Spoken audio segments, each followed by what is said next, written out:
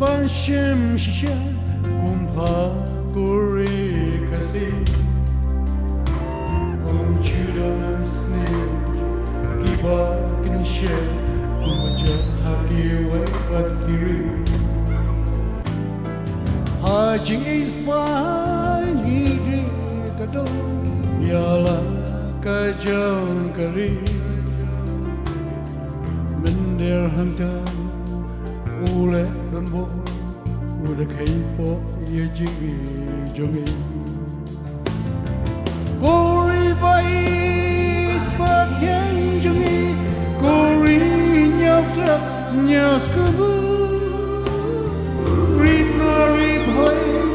rilo kasi dak shat banoram kapam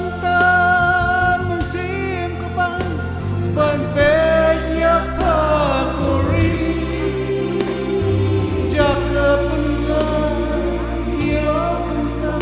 wajulai dupai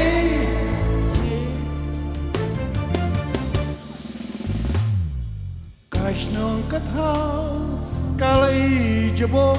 nadu kilum kiwa tanat lacan jaluk baro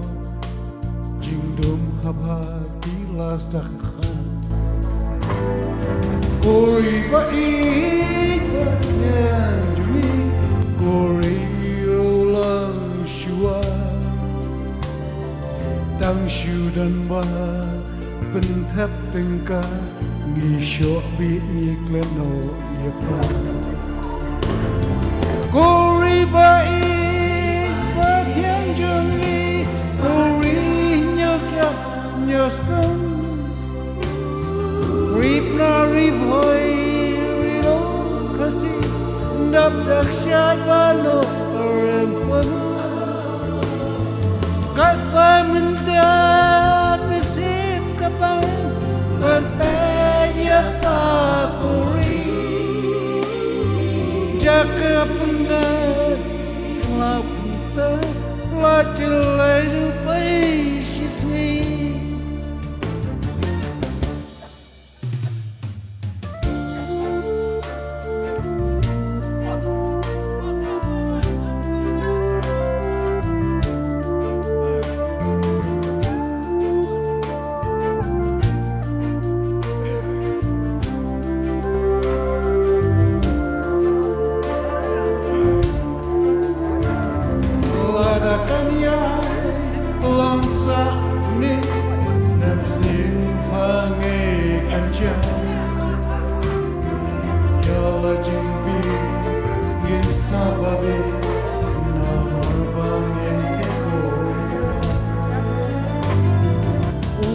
Shua ulaya onupa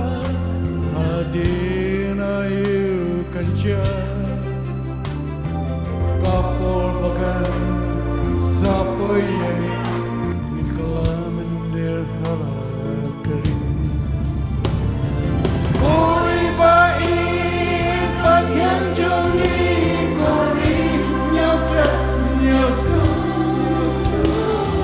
rip na rip hoy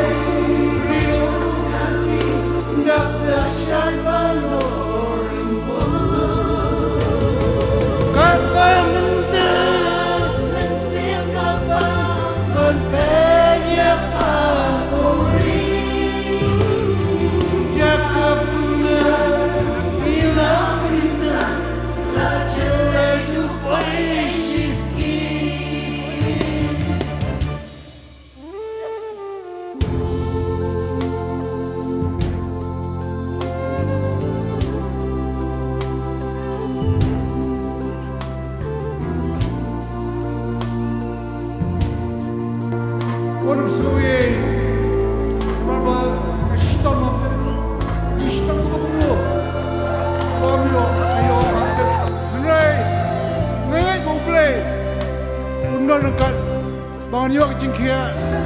ladau dan dekan kandan sekarang.